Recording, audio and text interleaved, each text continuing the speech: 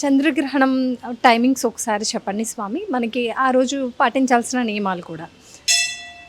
చక్కగా మనకి ఈ సంవత్సరం చంద్రగ్రహణం 7వ తారీఖు రోజున వస్తుంది. అంటే 7వ తారీఖు రాత్రి, ఉదయం కాదు రాత్రి వస్తుంది మనకి.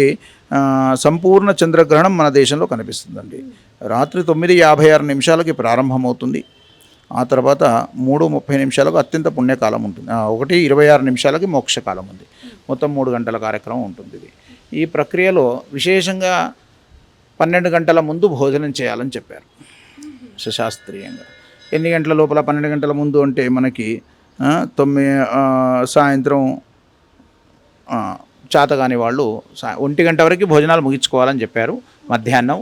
అయితే చేతగాని వాళ్ళు, పిల్లలు ఎవరైనా ఉంటే ఎప్పుడైనా కూడా చేతగాని వాళ్ళు, పిల్లలు లైట్ ఫుడ్ తింటారు కాబట్టి 5 గంటల వరకు భోజనం చేయాలని శాస్త్రం చెప్పింది. శాస్త్రీయంగా మరి ఎందుకు ఇట్లా చెప్తారు ఇది కూడా తెలియాలి జనాలకి. కేవలం ఈ గంటలకు తినాలని చేయాలని చెప్పేస్తూ ఉంటారు, కానీ ఎందుకు చెప్పారు అనేది కూడా గ్రహించాలి. ఎప్పుడైనా కూడా మనం తిన్న పదార్థం 4 to 5 అవర్స్ ఆర్ 6 అవర్స్ అరగటానికి అవకాశం ఉంటుంది. అంటే గ్రహణం పట్టిన సమయంలో కడుపులో కూడా ఏమి ఉండకూడదు అనేది శాస్త్రం. అది విషమయ్యే ప్రమాదం ఉంటుంది.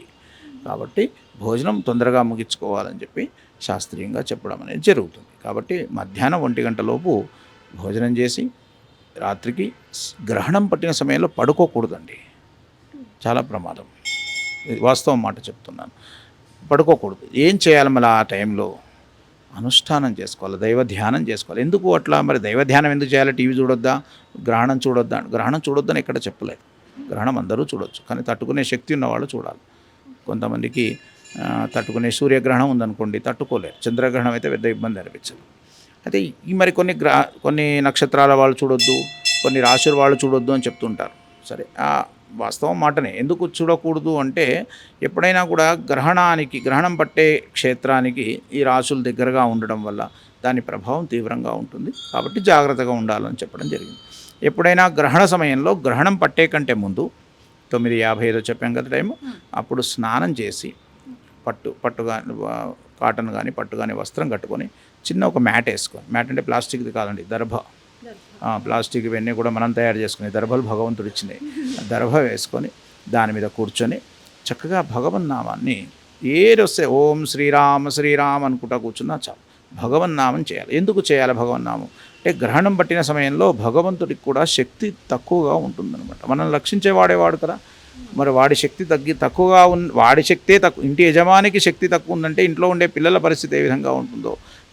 ముల్లోకాలను పాలించే వాడికి గ్రహణం పట్టినప్పుడు ప్రశాంత చిత్తంతో ఆయన శక్తి తక్కువగానే ఉంటుంది. కాబట్టి ఆ శక్తి, అందుకే ఇప్పుడు దేవాలయాల్లో కూడా విగ్రహాలపైన కూడా చక్కగా దర్భలు పెడతారు. ప్రతి దేవాలయంలో కూడా ఇచ్చేస్తారు. గుళ్ళు అందుకే మూసేస్తారు గ్రహణ సమయంలో. ఆ యొక్క ప్రభావం, నెగిటివ్ ఎనర్జీ అంతా కూడా పోయి అక్కడ ఉండేటువంటి వాతావరణం అంతా చెడిపోతుంది. అటువంటి లోకాలను పాలించేవాడికి అటువంటి సందర్భం ఉన్నప్పుడు మనం చాలా తుచ్చమైనటువంటి చిన్న జీవులం మనం. కాబట్టి ఆ జీవులకి మనకి ప్రమాదం రాకూడదా ఉండాలి. కాబట్టి ఆ టైంలో పడుకోకుండా చక్కగా భగవన్నామం చేస్తూ కూర్చుంటే ఏదైతే ఆ క్షణంలో చేసిన భగవన్నామం ద్విగుణీకృతం అవుతుంది. విశేష ఫలితాన్ని మనందరికీ కూడా లభిస్తుంది. విశేషమైనటువంటిగా శక్తిని ఇస్తుంది, మనోధైర్యాన్ని ఇస్తుంది.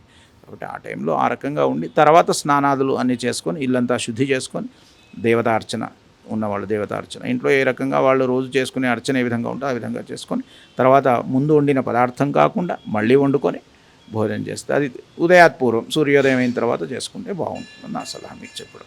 90% రాత్రి మనకు పడుకుంటాం గ్రహణం పట్టేస్తుంది అనుకుంటారు, కానీ గ్రహణం పట్టిన సమయంలో మేలుక ఉండి భగవన్నామ ఏమీ తెలియకపోతే వాళ్ళ నాన్నగారి పేరు అనుకుంటూ నాన్నగారిని మనసులో అనుకొని దండం పెట్టుకున్నా భగవంతుడు కటాక్షిస్తాడు ఖచ్చితంగా. కాబట్టి అమ్మా నాన్న అంటే ఎవరు కూడా ఊరుకోరు. భగవంతుడు అంటే నేను మొక్కనండి, నాకు ఇష్టం లేదండి అంటారు. మతంతో సంబంధం లేకుండా అమ్మా నాన్న అంటే ఖచ్చితంగా దండం పెట్టుకుంటారు. కాబట్టి సనాతన ధర్మం ఎప్పుడు చెప్పింది, ఎట్లా చెప్పింది? మానవులతో సంబంధం లేదు. వాడు ఏ జాతి, ఏ కులము, ఏ మతము, ఏ క్రిస్టియనా, ముస్లిమా ఇటువంటిది కూడా చూడరు. సనాతన ధర్మం ఎప్పుడు కూడా చూడదు. ఖచ్చితంగా అందరూ బాగుండాలని కోరుకునే ధర్మం, ఏకైక ధర్మం సనాతన ధర్మం. దానికి బీటలు వాడినప్పుడు కూడా పరశురాముడుగా ఏర్పడి దాని యుద్ధానికి కూడా రెడీగా ఉండేటువంటి ధర్మం సనాతన ధర్మం. అటువంటి పారకూడదు అంటే మనం ముందు ధర్మం పాటించాలి. పాటిస్తే అవతల వాళ్ళు మన దగ్గరికి రావడానికి కూడా జనుకుతారు. కాబట్టి అందరూ బాగుండాలని కోరుకోవాలి. కాబట్టి ఆ సమయంలో అందరూ బాగుండాలి, లోకంలో అంతా సుభిక్ష ఉండాలని కోరుకునే ఆ గ్రహణ సమయంలో రామనామం చేసిన ఎందుకంటే అందుకే కొడుకుల పేర్లు రాముడు కృష్ణుడు పెట్టేవాడు. పిలిచి 10 సార్లు పిలిచినా కూడా ఆ రాముడి కృష్ణుడిని పిలిచిన భావన కలిగేది. అటువంటి భావనతో పేర్లు పెట్టుకొని అరే రామ రామ అని 10 సార్లు అన్నా ఫలితం వచ్చేది.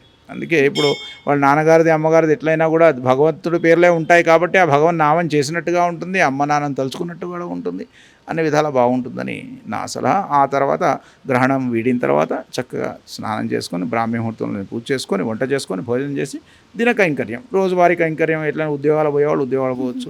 మరి ఆఫీస్లో ఉన్న వాళ్ళ పరిస్థితి ఏంది అని కూడా అంటారు మీరు. ఉద్యోగం పరమో ధర్మ, తాను చేస్తున్నటువంటి ఒక ఉద్యోగమే ధర్మం అని చెప్పింది కర్మ సిద్ధాంతంలో. అదే చెప్పింది, నీవు చేస్తున్న కర్మ ఏంది కరెక్ట్గా చేయి. తల్లిదండ్రిని కాపాడాలా, భార్యాపుత్రులను పోషించుకోవాలంటే నువ్వు ఉద్యోగం చేయాలి. ఎందుకంటే ఈ ఉద్యోగాలు లేకుండే వ్యవసాయం చేసేవాళ్ళు, ఎవరి వృత్తులు వాళ్ళు చేసేవాళ్ళు. ఆ వృత్తుల్లో ఈ గ్రహణం పట్టినప్పుడు అవి చేసేవాళ్ళు కాదు. ఇప్పుడు చేయకపోతే ఆఫీస్ నుంచి గెట్టేస్తారండి, నేను కుదరదండి ఆ టైంలో ఆ లాగన్ కావాల్సిందే నేను అని చెప్తూ ఉంటారు. తప్పదు, ఉద్యోగం చేసినా కూడా ల్యాప్టాప్ పెట్టుకొని ఏదైనా చేసుకున్నా కూడా ఒక మ్యాట్ వేసుకొని కూర్చొని చేసుకుంటే బాగుంటుందని. అది కూడా ధర్మమే కదా, ఉద్యోగం చేయడం కూడా ఒక ధర్మమే. వీలైతే ఇప్పుడు ఎన్నో విషయాల్లో మనం హోల్డింగ్ పెట్టేసి ఏమంటారు దాన్ని స్టాప్ చేసేసి ఏదో పని చేసుకుంటూ ఉంటాం. ఆ 2 గంటలు కూడా స్టాప్ పెట్టేయండి, ఏం తప్పేముంది. మన ఆరోగ్యాలు మన జీవితాల కంటే ఉద్యోగం ప్రధానం కాదు. తప్పని పరిస్థితి ఏదైనా ఉంటే దానికి కూడా ధర్మబద్ధంగా ముడేసుకొని 2 చేతులు జోడించుకొని దండం పెట్టేసుకొని అయ్యా నేనేం చేయలేని పరిస్థితి ఉంది, నన్ను రక్షించే బాధ్యత నీదని చెప్పి పడుకోకుండా ఉండే ప్రయత్నం చేయండి. తప్పకుండా భగవంతుడు కావాలని చెప్పేసి కావాలని నాకు ఉద్యోగం చేసినా కుదరదని ఎక్స్క్యూజ్గా కావాలని కాదు. ఇది ఉద్యోగం తప్పదు అన్న వాళ్ళకి ఒక ఎక్స్క్యూజ్, అంతేకాని ఖచ్చితంగా ఉద్యోగం వదిలేయడానికి అవకాశం ఉన్నా ఏదో చెప్పేసి ఏదో కాలక్షేపం చేయడం అనేది మేము చూడకపోయినా, చెప్పినవాడు చూడకపోయినా, ఎవరు తల్లిదండ్రులు చూడకపోయినా, భార్య చూడకపోయినా, పిల్లలు చూడకపోయినా భగవంతుడు చూస్తూ ఉంటాడు. కాబట్టి ఆ యొక్క ప్రభావం మంచి ప్రభావం మీ పైన ఉండాలనే ఒక ఉద్దేశంతో చెప్పడం జరుగుతుంది. గ్రహణం పట్టిన సమయంలో భగవన్నామం చేయడం చాలా విశేషం. గాయత్రి ఉపాసన, యజ్ఞోపవీతం ఉన్నవాళ్ళు గాయత్రి జపం చేసుకుంటారు, వేదరక్షణ చేసేవాళ్ళు వేదాపారాయణం చేస్తారు. కాబట్టి ఎవరెవరి ఆడవాళ్ళు లలితాపారాయణం చేసుకోండి, జీవితాంతం అది మిమ్మల్ని రక్షిస్తుంది, జీవితాంతం రక్షిస్తుంది. గ్రహణం పట్టిన సమయంలో లలితాపారాయణం విశేష ఫలితాన్ని ఇస్తుంది. కేవలం పారాయణం, ఖర్చుతో సంబంధం లే. వచ్చిన పుస్తకం పట్టుకో రానివాళ్ళు ఏమీ రాలేదు, శ్రీమాత్రే నమః అనుకుంటూ జపం చేసుకుంటూ కూర్చున్న విశేష ఫలితం లభిస్తుందని నా యొక్క మంచి మాట. పాటించాలని నేను కోరుకుంటూ ఉన్నాను అందరినీ. ధన్యవాదాలు స్వామి, మీ విలువైన సమయాన్ని మాకు ఇచ్చినందుకు ధన్యవాదాలు. శుభమస్తు. ఇట్లనే సనాతన ధర్మాన్ని కాపాడండి. ఆ ధర్మం మిమ్మల్ని ఎల్లవేళలా కాపాడుతుంది.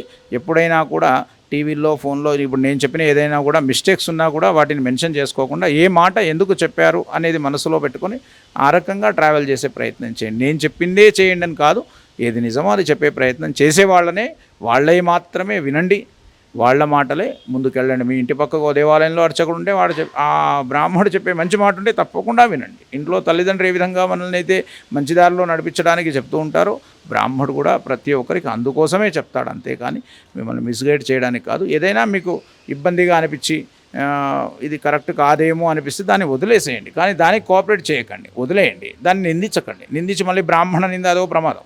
కాబట్టి అటువంటిది కాకుండా ప్రశాంత చిత్తంతో ధర్మాన్ని, ముఖ్యమైనది ధర్మం వదిలిపెట్టి మరి ఎన్ని యజ్ఞయాగాదులు చేసినా ఫలితం భగవంతుడు రాసుకోడు. వీడు ఎన్ని చేశాడు, ఎన్ని ఖర్చు పెట్టాడు అనేది కాదు, ఎంతమందికి భోజనం పెట్టాడు అనేది కాదు.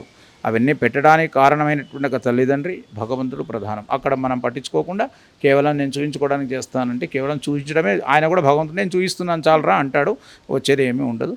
మనకి ఇబ్బంది కాదు, మన తర్వాత తరానికి అది ప్రమాదం. తర్వాత తరానికి జ్ఞానం చూడండి, మీరు గత 100 సంవత్సరాలు జీవన ప్రమాణం ఉండి 60కి వచ్చేసింది. భవిష్యత్తు ఏమవుతుందో భగవంతుడికి ఎరక. 2 ఆ తర్వాత ఎందుకు అట్లా జరుగుతుందంటే మనం అందించేటువంటి విషయాన్ని పిల్లలకి కరెక్ట్గా అందించలేకపోతున్నాం. 10 ఏళ్ల లోపల 2 దెబ్బలు కొట్టేసి ఇది కరెక్ట్ రా, ఇది చేయరా అని చెప్పేసి ఎందుకు చేయాలో వాడికి ఎక్స్ప్లెయిన్ చేస్తుంటే ఈరోజు ఇటువంటి సమస్య వచ్చేది కాదు.